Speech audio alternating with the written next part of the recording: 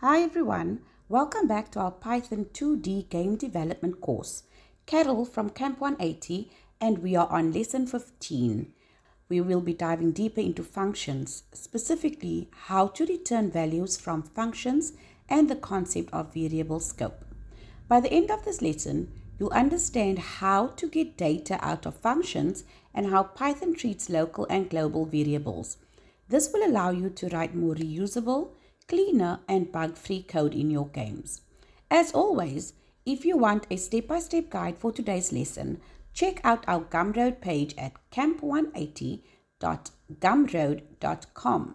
You can also get the full functions and reusability pack for just $10, which has exercises and examples you can follow along with. So far, we've written functions that perform tasks like printing or doing calculations, but sometimes you want a function to give you a result so you can use it elsewhere. That's what a return value does. The key word is return. When Python sees return in a function, it gives back a value and stops executing that function. Look at the following function. Def add underscore numbers with parameters a and b results equals in a plus b, then return results. Calling the function sum underscore values equal add underscore numbers 5 and 7. Print the sum is sum underscore value. Here add underscore numbers returns 12, which we store in sum underscore value and then print.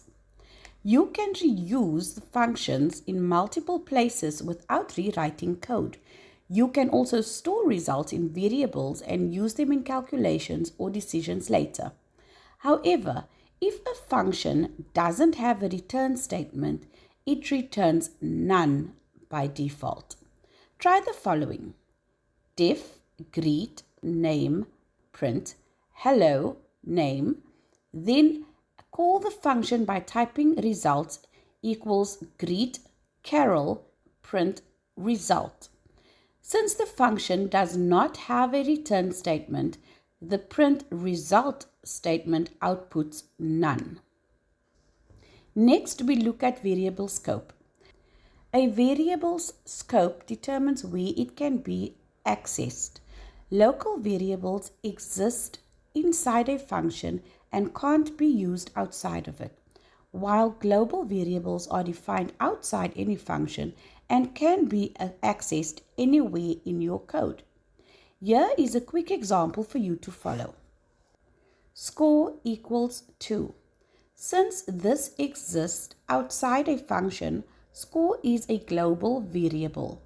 Next we print, before modification, score is score. Then we create a function, def increase underscore score, bonus equals 10. Since bonus exists inside the function, it is a local variable. Next, we use global score to modify the global score variable and add local bonus to the global score. Then we print inside function, score is score. Outside the function, we type increase underscore score, empty parentheses, and print outside function, score is score. The output reads, before modification score is 2, inside function score is 12, outside function score is 12. By default, variables inside a function are local. The global keyword allows you to modify a global variable inside a function, but use it carefully because it can make debugging harder.